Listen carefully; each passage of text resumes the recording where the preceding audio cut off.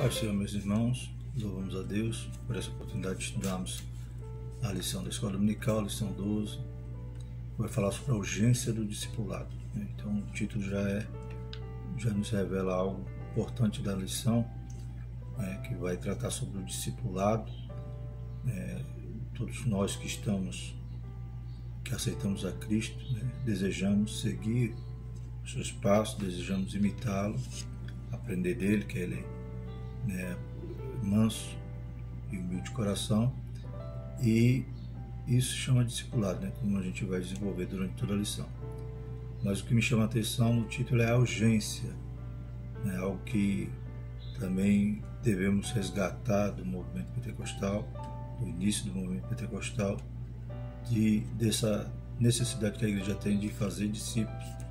Não é nem só um resgate do movimento pentecostal, mas sim do próprio ministério de Jesus, ele que nos ensina, que nos dá um modelo de como deve nascer novos cristãos, ou seja, aqueles que recebem o Senhor como seu Senhor e Salvador, também são instruídos, são ensinados para se tornarem novas criaturas, para poderem refletir o caráter de Cristo em cada um de nós. Então, estaremos estudando esse tema na lição 12. Volto a lembrar os irmãos, principalmente nesses dias que muitas igrejas estarão fechadas por causa das restrições causadas pela pandemia. E por isso que existe na descrição do vídeo os slides dessa lição, tanto no formato PDF quanto no formato PowerPoint. Então os irmãos poderão utilizar esse material livremente para poderem subsidiar suas aulas.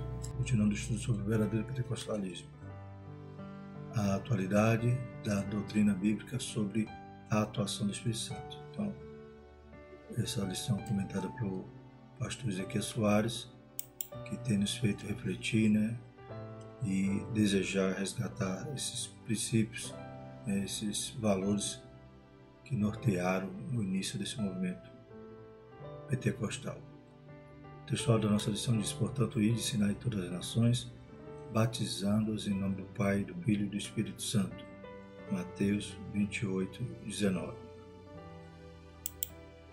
Nossa verdade prática diz: chamamos de discipulado na fé o aprendizado do discípulo por meio de seu mestre na igreja para ajudar a desenvolver o seu crescimento espiritual. Leitura diária. Na segunda, Mateus 4:3, o ensino da palavra acompanha a evangelização. Na terça, Atos 11, 25 e 26, Saulo de Tarso foi convidado para conduzir o discipulado em Antioquia da Síria. Quarta, Atos 19, 9 e 10. O objetivo principal do apóstolo Paulo em Éfeso foi a educação cristã. Quinta, Filipenses 4:9, aprendemos a verdade cristã com os nossos mestres. Sexta, 2 Timóteo 3:14 a 17, a Bíblia é a fonte do discipulado. Sábado, Tito 3:14, no discipulado aprendemos o funcionamento da vida cristã. Nossa leitura em classe, Mateus 28, 16 a 20, Atos 2, 42 a 47. Passamos a leitura em Mateus 28. E os 11 discípulos partiram para a Galiléia, para o monte que Jesus lhe tinha designado. E quando o viram, o adoraram, mas alguns duvidaram. Chegando-se Jesus, falou-lhes dizendo: é-me dado todo o poder no céu e na terra. Portanto, ide e ensinai todas as nações, batizando-as em nome do Pai, e do Filho, e do Espírito Santo, ensinando-as a guardar todas as coisas que eu vos tenho mandado. E eis que estou convosco todos os dias até a consumação dos séculos. Amém. Atos 2. E perseveravam na doutrina dos apóstolos, na comunhão, no partir do pão e nas orações. Em cada alma havia temor, e muitas maravilhas e sinais se faziam pelos apóstolos. Todos os que criam estavam juntos e tinham tudo em comum. Vendiam suas propriedades e fazendas, repartiam com todos, segundo cada um tinha necessidade. E perseverando unânimes todos os dias no templo, e partindo o pão em casa, comiam juntos com alegria e singeleza de coração, louvando a Deus, caindo na graça de todo o povo. E todos os dias acrescentava o Senhor à igreja. O objetivo geral da nossa lição é esclarecer a urgência do discipulado. Né? Voltamos a frisar nessa palavra urgência, algo que nós precisamos, né, estar realmente debruçado, né, na obra. Por quê? Porque Jesus, ele não só nos deu, né, o mandamento, o ide lá em Marcos, né, como nós temos de cor, né, ide por todo mundo pregar o Evangelho, mas ele também, em Mateus agora, né, nesse sinótico, vai nos mostrar que, além de pregar, devemos ensinar. Devemos fazer discípulos, como também vai mostrar em outras traduções. Então é urgente, né, e é uma obra que né, temos o mandamento de Jesus para também toda a igreja, né? Não é só o pastor que tem essa obrigação, é toda a igreja. Da mesma maneira que o ide por todo mundo e pregar o Evangelho, ide por todo mundo e ensinar as nações, é um mandamento para mim e para você, para nós todos. Então, o objetivo específico será, estaremos extraindo de cada ponto da lição, conceituar o discipulado, elencar o tripé do discipulado, palavra, comunhão e serviço, e mostrar que o discipulado gera um crescimento sadio para a igreja. Louvado seja o nome do Senhor. Do Interagindo com o Professor, extraímos o seguinte: a relação mestre-discípulo é um modelo bíblico do verdadeiro discipulado. O ensino bíblico mostra que é necessário que haja alguém experiente e idôneo que ensine e pessoas dispostas a aprender com o objetivo de atingir a estatura de varão perfeito. Está lá em Efésios. Na fé cristã, a relação entre o mestre e o discípulo é atemporal. O nosso mestre por excelência é o Senhor Jesus. Espera-se que os crentes mais experientes atuem no sentido de ensinar os mais novos a imitar o nosso Senhor e Salvador. 1 Coríntios 11:1.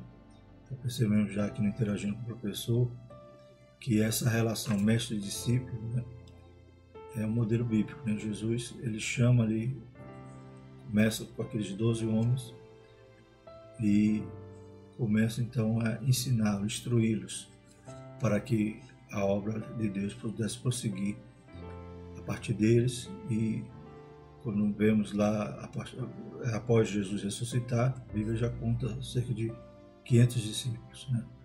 Então não parou nos 12. E esse modelo, né, de alguém experiente ensinando aquele novo cristão é um modelo atemporal, como diz aqui no Interagindo com o Professor. Ou seja, um modelo que não perdeu a validade, um modelo que até hoje é necessário. Por isso que, embora há o ensino, né,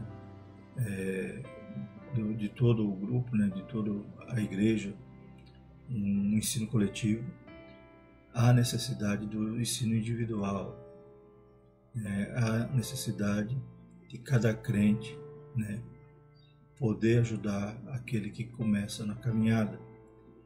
E ele não vai ensinar só com teoria, mas vai ensinar com um exemplo, o modelo de sua vida, para que aqueles que estão aprendendo também possam desejar ser imitadores de Jesus, como Paulo dizia, né? Sedes meus imitadores, como eu sou de Cristo. Então isso não é algo que ficou só para Paulo. É uma necessidade de cada cristão gerar, né, filhos na fé. Louvado seja o nome do Senhor. Quantos, né, tem algum modelo, algum referencial e diz assim: aquele irmão, aquela irmã é minha mãe ou meu pai na fé. Então eles foram gerados, né? Paulo dizia que já sentia dores de parto, né, para gerar ali, né, os crentes ali, gerar nova vida nos crentes. Então nós devemos ter esse desejo também de ter filhos e filhas na fé. E como é que fazemos isso? Discipulando. O discipulado acompanha a pregação do Evangelho desde o princípio e é de fundamental importância como base inicial na formação cristã no novo convertido. A forma que a igreja local desenvolverá somará a formação do caráter cristão para o bem ou para o mal. Então, se a igreja, como diz o pastor Aguinaldo Betti, né, o que a igreja, né, alimentar os seus membros, né? É isso que não vai poder faltar. Então, se a igreja alimentar seus membros com entretenimento, então isso também não vai poder faltar. Mas se a igreja alimentar seus membros com a palavra, com o ensino genuíno, então esse mantimento deverá ser contínuo. Glórias a Deus. Então isso vai influenciar para o bem ou para o mal, para o crescimento sadio ou não de uma igreja. O que é o discípulo? O termo discipulado vem de discípulo, que significa aprendiz, aluno, seguidor. Isso vale no âmbito secular e religioso. Qualquer sentido desse termo se aplica ao cristão. Então, qualquer sentido é para nós. Aprendiz, aluno e seguidor. Por isso que Jesus disse, né? Quem quer vir após mim, negue-se a si mesmo, tome sua cruz e siga-me. Então, precisamos ser discípulos de Jesus, estar seguindo Ele. E seguir Jesus é imitá-lo, né? É procurar cada dia mais se parecer com Ele. Poder dizer, não vivo mais eu, mas Cristo vive em mim. Então não é simplesmente uma religião em que eu vou cumprir alguns ritos, alguns preceitos e farei parte dela. Não, eu tenho que a cada dia, né, seguir a Jesus e parecer mais um pouquinho com Ele. Pedir a graça, pedir a ajuda do Espírito Santo para que possamos a cada dia crucificar o nosso eu e ressuscitar com Cristo, como diz a sua palavra. O discípulo. Subtópico 1. O termo se aplica com frequência nos evangelhos aos seguidores de Jesus. A gente vê que esse discípulo está, né, associado àqueles que seguiam Jesus. Jesus, vendo a multidão, subiu ao monte e, assentando-se, aproximaram-se dele os seus discípulos. Mateus 5:1. Disso segue o discipulado, ensino para ser seguidor de Cristo, ou seja, é o ensino bíblico básico para o novo convertido desenvolver-se espiritualmente.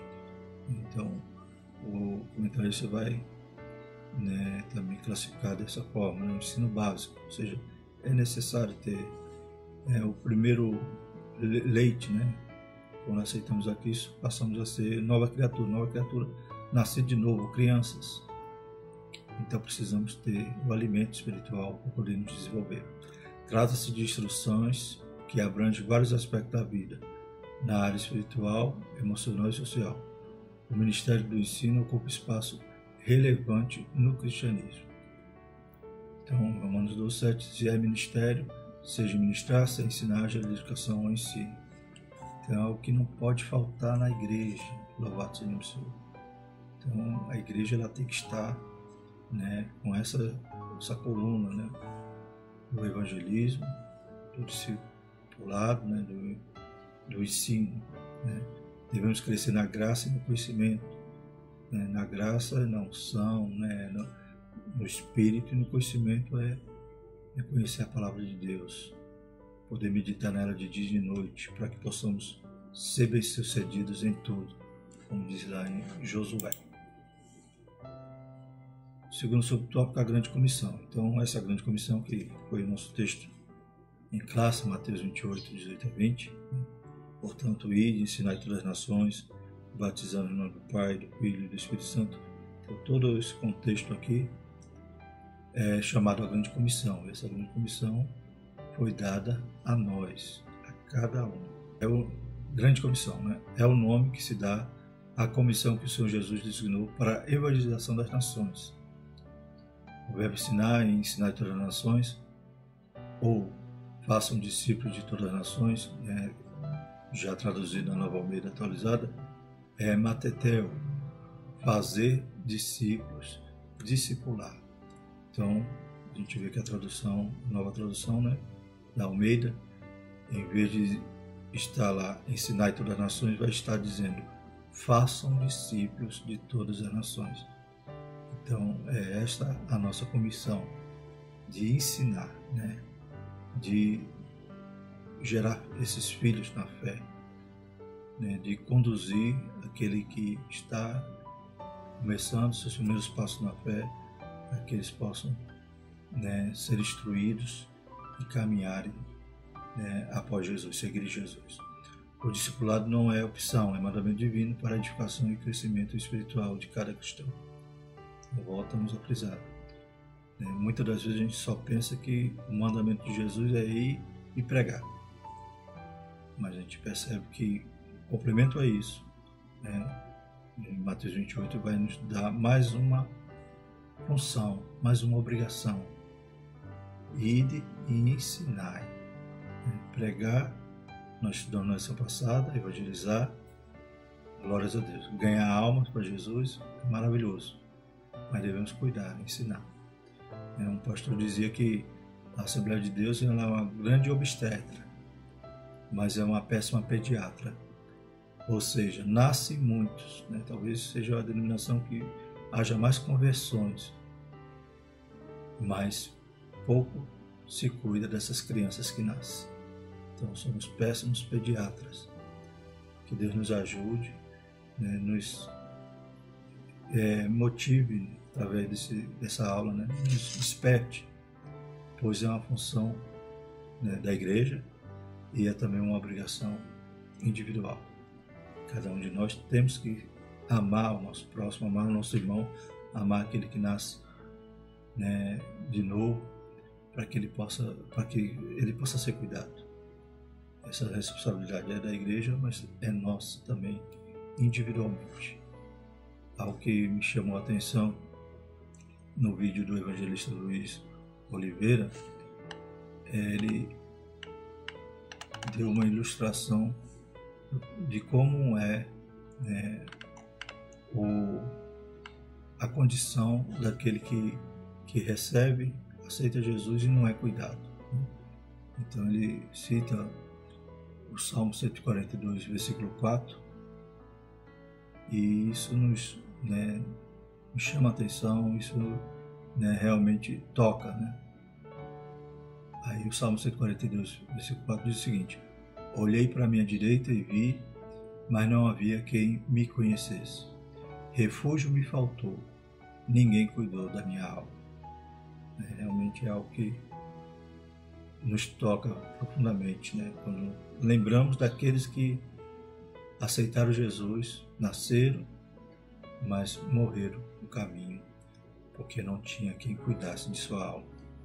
Que Deus nos ajude e nos mobilize, nos desperte nessa lição.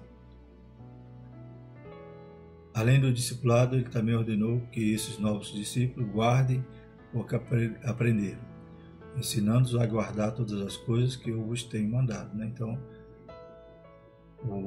a função do mestre, esse mestre que eu digo, é claro que ele se coloca no lugar de mestre, mas para ensinar os ensinos do verdadeiro mestre, que é Jesus. E é uma função que requer esforço. Então, ensinando a guardar todas as coisas. Então, você não vai ensinar uma vez só, você vai ajudar, vai segurar na mão, até que possa andar sozinho. Lá em Mateus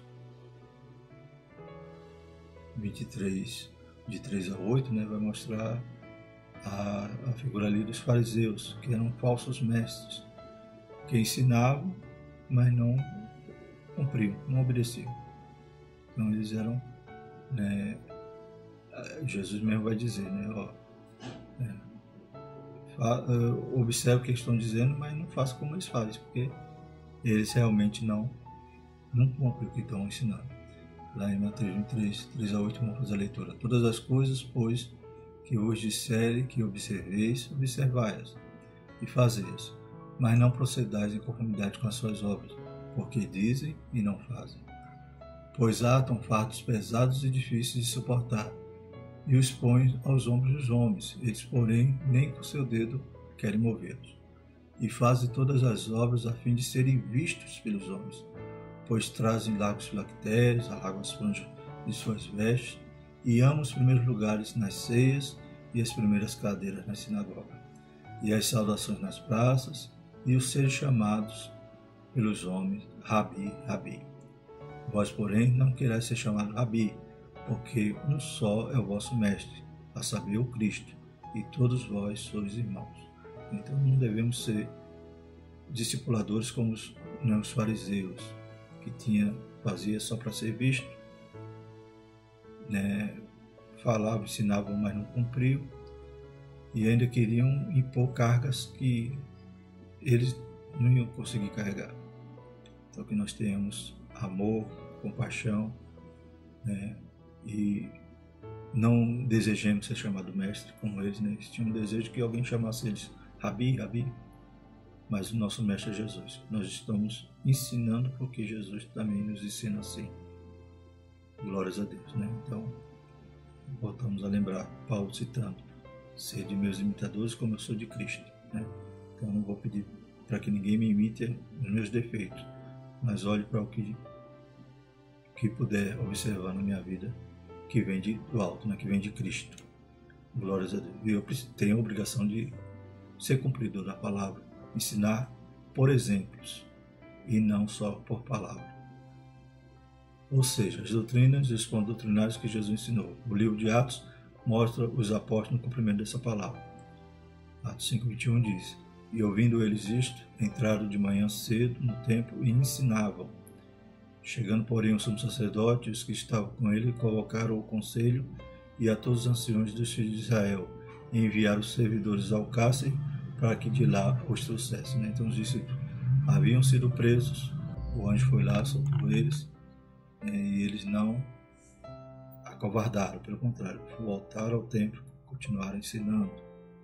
E ensinando ali, os sacerdotes tomaram surpresa, né? Porque imaginava que eles estavam presos, e quando foram buscá-los no cárcere, o cárcere fechado, e os discípulos, os apóstolos não estavam ali, mas estavam lá logo cedo no templo ensinando. Louvado seja o Senhor. É um modelo que a igreja não pode, né, perder de vista, né? Um modelo de sempre estar fazendo discípulo, ensinando. A educação cristã. A doutrina dos apóstolos, lá em Atos 2:42, está dentro do corpo doutrinário que Jesus ensinou aos seus discípulos durante o seu ministério terreno, e que depois o Espírito Santo se encarregou de orientá-los, né? Até então eles tinham só o Antigo Testamento, né? E a doutrina dos apóstolos era o quê? Era os apóstolos passando, né, transmitindo o que Jesus estava ensinando. Como o próprio Jesus disse, né, que o Espírito Santo os faria lembrar de tudo aquilo que Jesus havia dito. Então eles estavam transmitindo, né, estavam ensinando tudo aquilo. Eles não morreu neles, eles deram continuidade à obra, fazendo, né, o mandamento que Jesus tinha dado a eles. E também essa doutrina dos apóstolos, depois eles vão, né, o Espírito Santo vai inspirá-los, né, a registrar, a escrever, que são, né, os evangelhos, o livro de Atos e as cartas, né, e o livro de Revelação. Então, que compõe agora o Novo Testamento. Nós a temos porque temos a palavra do Senhor. Então, essa doutrina dos apóstolos que nós não podemos, né, desviar dela, ou seja, todos, né, os livros que compõem o cânon sagrado, a Bíblia. E perseveraram na doutrina dos apóstolos, na comunhão, e no partir do pão e nas orações. Mas, né, João 14:26 diz: mas aquele Consolador, o Espírito Santo, que o Pai enviará em meu nome, vos ensinará todas as coisas e vos fará lembrar de tudo quanto vos tenho dito, né?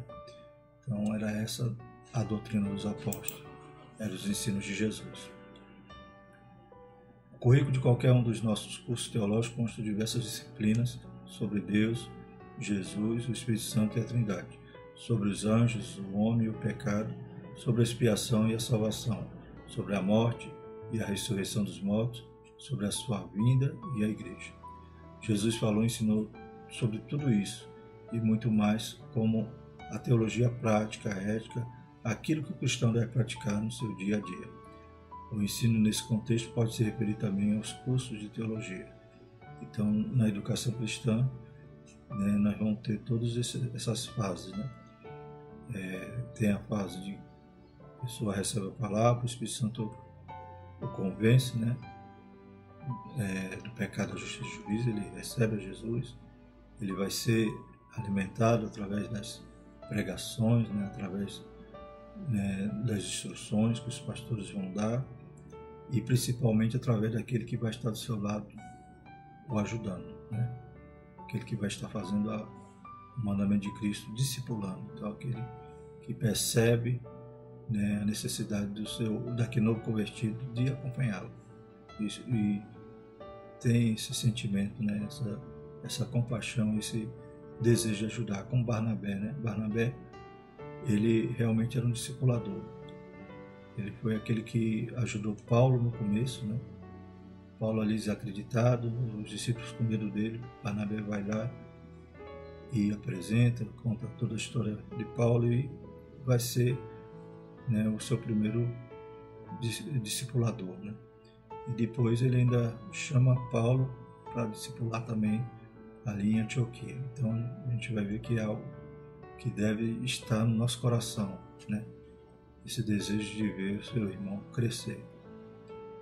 E percebemos então que esse ensino começa nesse ponto, né, das pregações do irmão que está ali ajudando, daquele pai, daquela mãe na fé.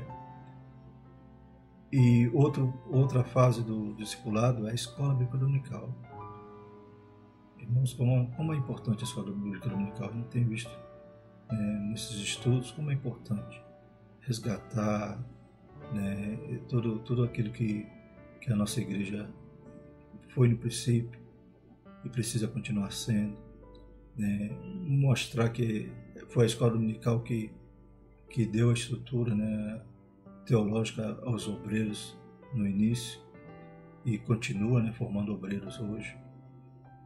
E também é ela que vai fazer esse papel nessa fase de instrução do discipulado, né, uma forma mais sistemática, né, que, como o próprio texto diz aqui, Jesus ensinava a teologia prática. Isso cabe ao irmão que está ali ajudando o outro, né?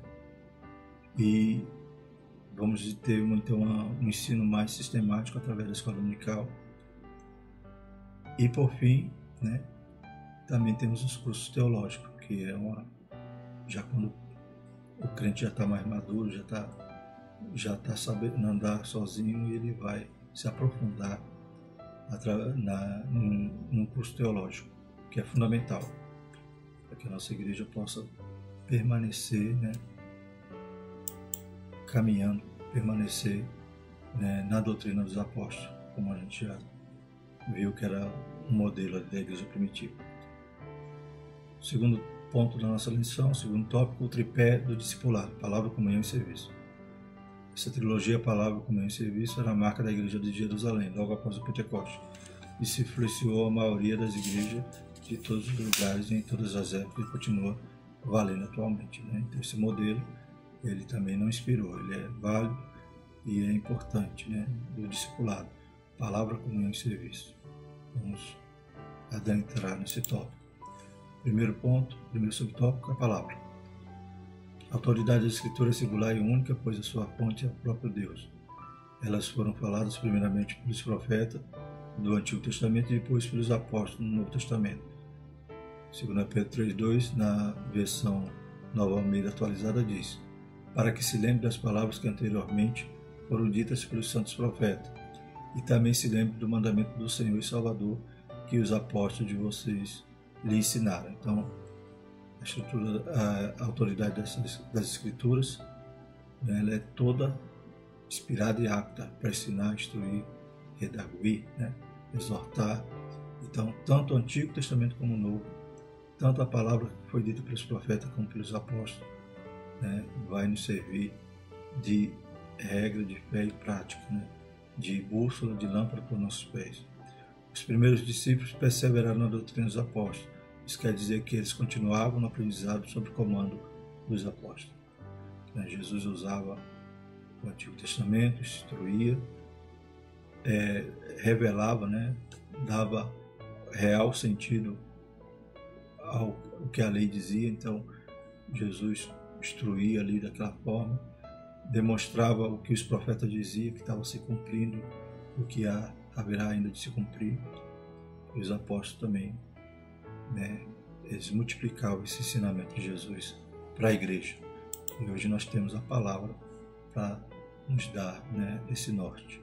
Esse ensino se baseava tanto na Escritura quanto na própria experiência dos apóstolos, os quais receberam a revelação diretamente de Jesus durante seu ministério terreno e depois de Pentecostes do Espírito Santo. Então, essa é a experiência dos apóstolos.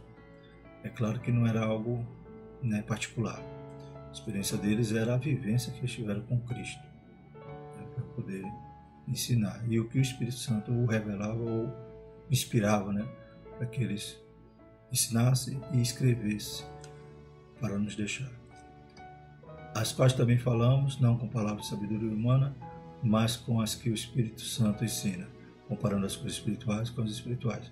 1 Coríntios 2, 12 a 13. Então Paulo tinha certeza que era o Espírito Santo que o conduzia em tudo. Na atualidade não temos apóstolos em pessoa conosco. No entanto, eles ainda nos ensinam pela palavra de Deus, a Bíblia, né? Então hoje nós temos o Novo Testamento que pode se, então, referir a isso, né? A doutrina dos apóstolos. E toda a Escritura ela é apta para nos ensinar. Segundo subtópico, a comunhão. Lá em Atos 2:42. Ter tudo em comum e partilhar da mesma crença é comunhão. A palavra grega é koinonia. Comunhão significa compartilhar ou participar mutuamente de algum evento comum ou acordo. Então estamos estudando o quê? Do tripé, né, do discipulado. Então o convertido vai ter que aprender isso. Tem que aprender a ser instruído pela palavra e aprender a comunhão, né? Ele tem que ter essa experiência da comunhão. É interessante o evangelista Moody, né? O pastor Moody, do século XIX, ele tinha preocupação, né, com as almas individualmente.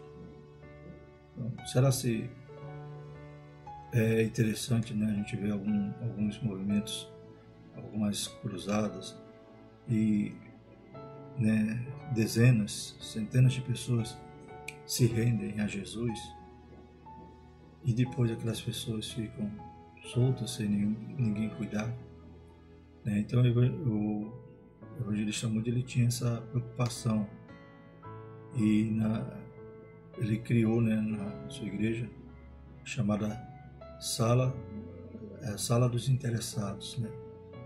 Então ali no final do culto ele convidava as pessoas a ir visitarem essa sala, onde havia ali os conselheiros, né, os conselheiros espirituais, pessoas, né, que tinham eram capacitadas para fazer essa obra. E o que significava isso? Então as pessoas novas convertidas já eram direcionadas para lá para começarem, né, a serem acompanhadas. E até mesmo aquelas que ainda estavam em dúvida, né? Então ele fazia esse convite para as pessoas que tinham sentido, né, que estavam desejosos de conhecer mais a Deus. Então é importante que a gente lembre disso, né? O que adianta ganhar almas, né, no atacado e deixar com que elas se percam. Então não adianta só ganhar, não adianta só evangelizar, temos que discipular, e é algo que o Senhor requer de cada um de nós. Glórias a Deus, né? Cada um de nós tenhamos compaixão para fazer essa obra. No Antigo Testamento, a ideia de comunhão diz respeito ao relacionamento da pessoa com o seu próximo. E isso ele vai sentir a comunhão. Se você se aproxima de um novo convertido, se você é vizinho de algum, mora perto, vai ajudá-lo a ir para a casa do Senhor, esclarecer as suas dúvidas, né? Dar conselhos cristãos, então ele vai sentir acolhido e vai sentir essa comunhão que a igreja tem que ter. Quão bom e quão suave é que os irmãos vivem em união. Salmo 133, 1. Embora Abraão tenha sido chamado amigo de Deus e Moisés tenha falado com Deus face a face, eles não provaram a mesma comunhão com Deus como os crentes da nova aliança. Então temos que ter comunhão uns com os outros e comunhão com Deus. E essa comunhão que nós podemos ter hoje, né, é algo muito mais excelente do que os homens de Deus tiveram no passado. Por quê? porque hoje o Espírito Santo habita em nós. Somos morada dele, somos o corpo de Cristo. A comunhão do cristianismo envolve tanto o relacionamento entre os irmãos, como também com o Pai, com o Filho e com o Espírito Santo. Diz lá em 1 João 1,3: o que vimos e ouvimos, isso vos anunciamos, para que também tenhais comunhão conosco. E a nossa comunhão é com o Pai, com o Filho, e com o Pai e com o seu Filho, Jesus Cristo. Então, é o desejo de Jesus, que todos nós sejamos um. A graça do Senhor Jesus Cristo, o amor de Deus e a comunhão do Espírito Santo seja com todos vós. A bênção apostólica, né? Então, essa comunhão é necessária e por isso que nos chamamos de irmãos, né? A comunhão na igreja de Jerusalém, versículo 44. A igreja de Jerusalém, logo nos seus primeiros dias, deu ao mundo uma lição de coinonia. O que o texto sagrado diz é que não se trata apenas de compartilhar algo, mas também de unidade, né? Então eles tinham tudo em comum. E era um o coração e a alma da multidão, dos que criam. Ninguém dizia que coisa alguma do que possuía era sua própria, mas todas as coisas lhe eram comuns. Então, percebe que na igreja, né, em Jerusalém, ali, a igreja primitiva, eles não tinham apego por nada material, porque eles esperavam Jesus voltar naqueles dias. E hoje, muitas das vezes, quando nós tornamos-nos egoístas, pensamos só em nós mesmos, é porque a gente tira o foco da volta de Jesus. Glórias a Deus. Quando Jesus voltar, achará fé na terra, bendito o nome do Senhor. Nós possamos viver o verdadeiro cristianismo, né? Viver da forma como Jesus quer que nós vivamos, com essa comunhão, não com tanta briga, com tanta intriga, com tanta, né, desavença por pequenas coisas, que hoje muitos cristãos perdem seu tempo, né, e gera, né, um esfriamento espiritual, esses embaraços, né? A Bíblia diz: não vos embaraceis com o negócio dessa vida. Mas lembremos da volta de Jesus, que é iminente, para que possamos também não ter nada, né, próprio, assim, ou seja, tudo seja comum, possamos ter essa comunhão. Nesse versículo, então, entendemos que coração diz respeito ao centro da vida, a mesma inclinação. Então, todos tinham, né, a mesma direção, a mesma inclinação. A alma é a sede das emoções, fala dos mesmos afetos e sentimentos. Então, eles tinham o mesmo propósito, o mesmo objetivo e sentiram as mesmas coisas uns pelos outros. Todos os crentes tinham o mesmo propósito e a mesma esperança, servindo ao mesmo Senhor. Filipenses 2,3 diz: nada façais por contenda ou por vanglória, mas por humildade. Cada um considera os outros superiores a si mesmo. E 1 João 3:16 a 18 diz: conhecemos o amor nisto, que ele deu sua vida por nós e nós devemos dar a vida pelos irmãos. Quem, pois, tiver bens no mundo e vendo seu irmão necessitado e lhe cerrar o seu coração, como estará nele o amor de Deus? Meus filhinhos, não amemos de palavra nem de língua, mas por obra e em verdade. Amém? Então, comunhão também é desejar discipular, desejar gerar, né, sentidores de parto pelo novo convertido, pelo seu irmão. E o quarto subtópico, né, a terceira base aqui desse tripé é serviço. Trata-se do termo significado amplo nas escrituras sagradas. O termo visto isoladamente quer dizer um trabalho realizado por alguém ou algo seguindo as suas instruções. O termo no Antigo Testamento se relaciona a maioria das vezes ao sacerdote, no santuário e também a qualquer pessoa temente a Deus. Então, serviço isoladamente é só fazer um trabalho para alguém.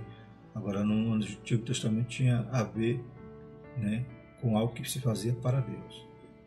Josué 24,15 diz: porém, se vos parece mal aos vossos olhos servir ao Senhor, escolhei hoje a quem servais.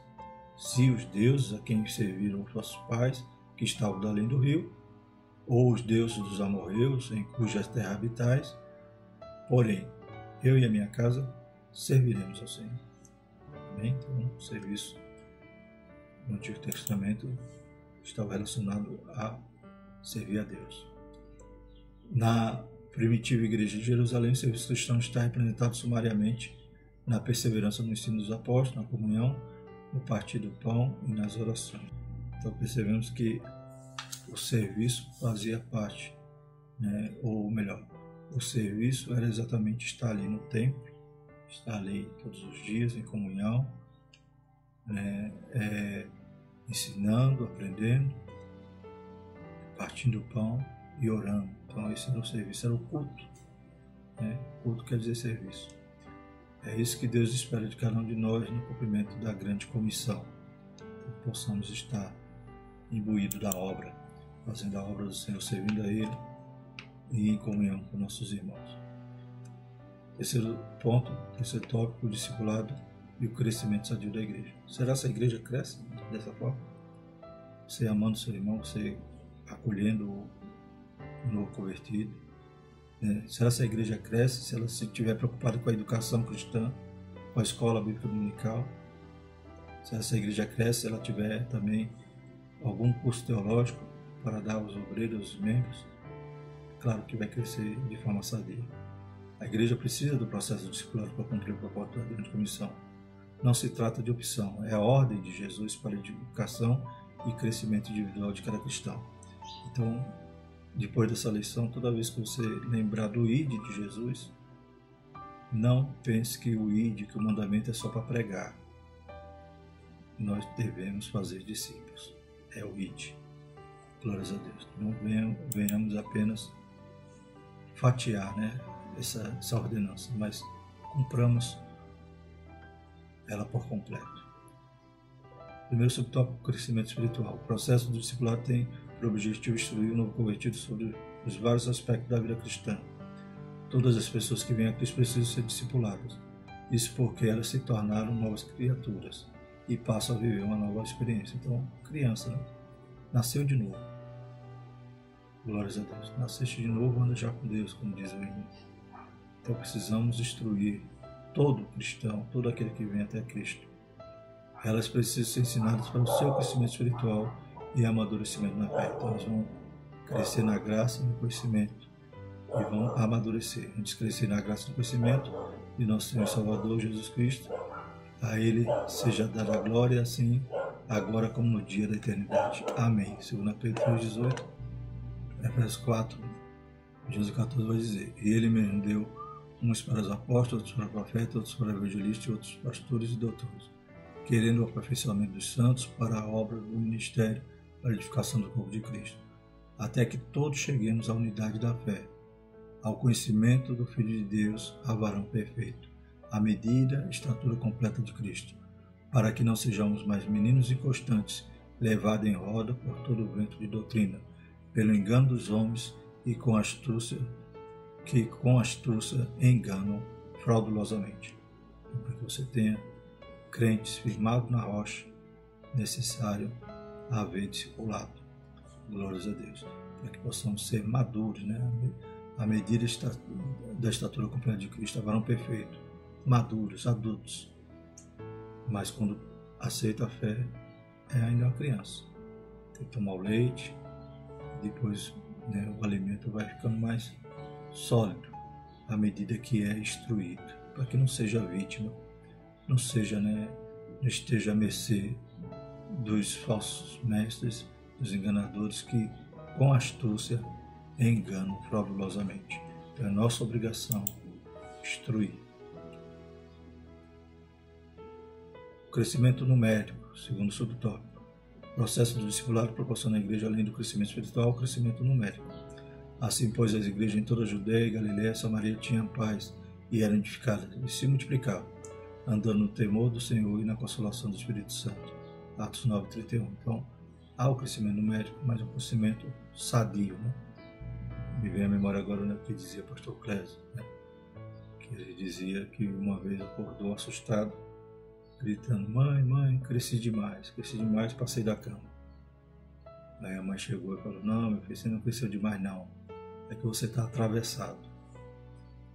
Então que a igreja não fique atravessada, que ela cresça de verdade, né? Que ela não... o vitorista da lição aqui, deixou-nos aqui no subsídio da vida cristã, é o seguinte: O discipulado eficaz estabelece a relação adequada entre a obra da treliça e a obra da videira. As igrejas tendem em direção à institucionalização, pela qual o foco muda da videira, o orgânico, para a treliça, a estrutura. Então ele vai dizer aqui que as igrejas elas crescem e começam, né, a pensar mais na estrutura, se esquece da videira, como se fosse, né, a treliça seria aquela armação para que a videira possa ramar e pendurar ali seus cachos. Então o que adianta eu ter uma armação bonita e não ter fruto, e não ter uma videira cuidada? Então que nós possamos cuidar das vidas, cuidar das almas, para que elas possam gerar frutos. E quanto mais tiver fruto, mais eu vou ter que agora mexer na estrutura, aí sim, não o oposto. Aí o comentário da lição vai mostrar aqui, né, através dessa citação, que é do livro O Discipulado Eficaz e o Crescimento da Igreja, de Rairan Batista da Silva. Ele vai trazer a ilustração que começou a igreja assim, a igreja do século IV até o século XII, né? Cresceu, se estruturou, mas não cuidou mais das vidas. Se tornou, né, apenas a organização e não o organismo. Aí veio a reforma, abalou toda essa estrutura, só que hoje, infelizmente, muitas igrejas crescem financeiramente, estruturalmente, e a videira não está sendo alimentada, não está sendo nutrida. Então precisamos cuidar da videira para que a estrutura cresça sadia, saudável e necessária, e não uma estrutura que não tenha, né, não tenha utilidade. Então treliça é a estrutura, mas a videira que é o importante, é o principal. Note que o propósito da terceira viagem do apóstolo Paulo não foi para plantar igrejas locais, mas para discipular e ensinar a igreja de Éfeso, formar e treinar obreiros para a seara do Senhor. Ele ficou ali durante 3 anos. Portanto, vigiai, lembrando-vos que durante 3 anos não cessei noite e dia de admoestar com lágrimas a cada um de vós. Né? Que sentimento maravilhoso Paulo tinha pela obra, né?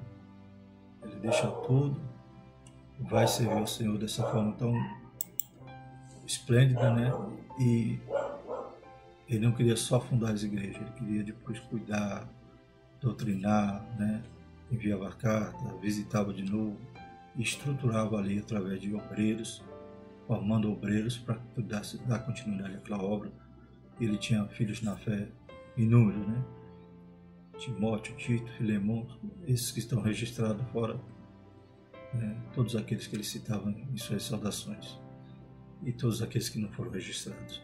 Glória a Deus. Paulo era realmente ele dedicou sua vida para fazer essa obra de forma maravilhosa, e nós devemos também buscar ser, né, imitador de Paulo como ele era de Cristo. Louvado seja o nome do Senhor. Terceiro subtópico, o exemplo da igreja de Antioquia e da Síria. O público da igreja de Antioquia era gentil, identificado como gregos. O apóstolo de Jerusalém enviaram Barnabé para discipulá-los, né? Você vê que Barnabé também era outro, né, gigante, né? Glórias a Deus. Estava sempre envolvido na obra do discipulado. Foi ele que ajudou Paulo, foi ele que ajudou a igreja ali de Antioquia, também foi missionário, e também foi aquele que acolheu Marcos, né? Mesmo quando Paulo teve desavença ali, separaram, mas ele segurou Marcos e ajudou Marcos também na sua vida espiritual. Então era verdadeiro um paizão na fé, um consolador, né? Como diz, né? Que seu nome também era conhecido, né? Então precisamos ter o Espírito Santo na nossa vida atuando dessa forma, né? Nós devemos dar liberdade para o Espírito Santo também nos mover no sentido de consolar os outros, de ajudar, de ser um discipulador. Ao se deparar com um grupo de gregos convertidos, ele concluiu que ninguém seria melhor do que Saulo para ensinar esses novos crentes de costumes estranhos. Barnabé não hesitou em buscá-lo em Tarso para essa nobre tarefa. Talvez Barnabé fizesse aquela obra sozinho, mas lembrou de Saulo, né? É interessante também que quando você gera um filho, glória a Deus, você quer que aquele filho faça uma obra maior do que a sua. Não faça como o rei Saul, né? O rei Saul, quando ouvia aqueles cânticos dizendo que Saul, né, matou 1000 e Davi matou 10.000, ele ficou com inveja, com ciúme. Não, que nós desejemos que aqueles que nasçam de nós possam fazer obras melhores, como o próprio Jesus disse, né? Vocês farão obras maiores. Glórias a Deus. Então, que nós também desejemos que nossos filhos cresçam e nos superem. Atos, né, 11, 25 e 26 diz: partiu Barnabé para Tarso a buscar Saulo e achando conduziu para Antioquia. Sucedeu que todo um ano se reuniram naquela igreja e ensinaram muita gente. Em Antioquia foram os discípulos pela primeira vez chamados cristãos. Então, você vê que a obra foi bem sucedida, né? Saulo ali ensinando com Barnabé durante um ano, e a obra gerou tanto fruto que os discípulos pela primeira vez foram chamados cristãos, né? Quer dizer, pequenos cristos. Então, viram naquela igreja que eles realmente eram seguidores de Cristo. Conseguiram olhar para eles e dizer: não vivem mais eles, mas Cristo vive neles. Glórias a Deus, a serem chamados pela primeira vez cristão, né? Essa honra não foi, né, em Jerusalém, foi em Antioquia. Glórias a Deus. Eles discipularam a igreja durante o ano inteiro. Assim, desde muito cedo na história do cristianismo, a igreja se preocupa com o discipulado, pois fazer discípulo não é a mesma coisa que fazer membro da igreja, né? Então não é o número de membros, mas números de seguidores de Cristo que importa, né? Como diz o corinho, né? Ser crente é bom, ser salvo é melhor. Bendito é o nome do Senhor, que nós possamos estar imbuído com esse sentimento. Conclusão: Deus tem interesse no bem-estar social e espiritual do ser humano. Isso vale para a igreja e para a sociedade. A educação, com base no espírito cristão, é importante porque, além dos valores espirituais, contribui na construção de uma sociedade civilizada. A base dos valores morais e espirituais é a Bíblia, né? Então, que melhor educação há, né, para que possa mudar a sociedade, transformar o homem, do que a cristã? E a Bíblia como fonte. Louvado seja o nome do Senhor. E esse é o papel importante da igreja, né, que vai povoar o céu e transformar a sociedade. Louvado seja o nome do Senhor. Próxima lição, última lição do trimestre, vai se falar sobre voltar dos seus olhos para a bendita esperança. Lição 13, estaremos estudando para o próximo domingo. Que Deus nos ajude, Deus visite cada irmão no seu lar, aquele que não está podendo, né, que a igreja está fechada, não está podendo fazer essa escola presencial. Que Deus nos ajude e mude o quadro, né, transforme, né, essa tempestade, né, em bonança. Que Deus sopre esse vento que aflige a humanidade. Que nos ajude, perdoe a nossa nação, perdoa o nosso pecado, perdoa o pecado desse mundo.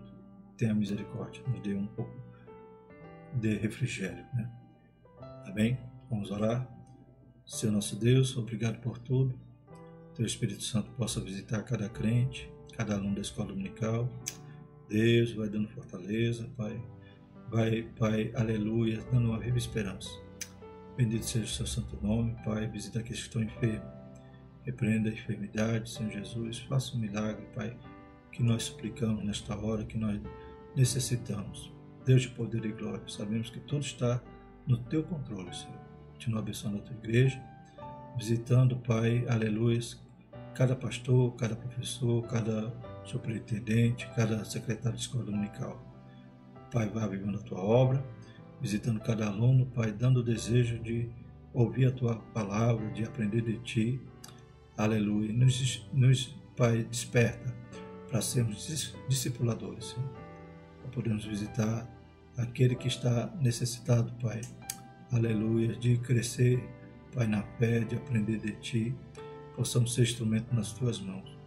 Pai, nos dê esse sentimento de compaixão, de comunhão, para que a Tua obra, Pai, possa crescer sadia com homens e mulheres de Deus, Pai, aleluia, pronto para, aleluia, Senhor Jesus, para não se conformar com o mundo, aleluia, mas para renová-lo, aleluia, através do seu entendimento, da transformação do seu entendimento. Em nome de Jesus, abençoa a Tua igreja. Nesta hora nós te pedimos e te agradecemos. em nome de Jesus. Amém. A graça do nosso Senhor Jesus Cristo e o amor de Deus, a consolação do Espírito Santo permaneça sobre nós, não só hoje, mas para sempre. Amém.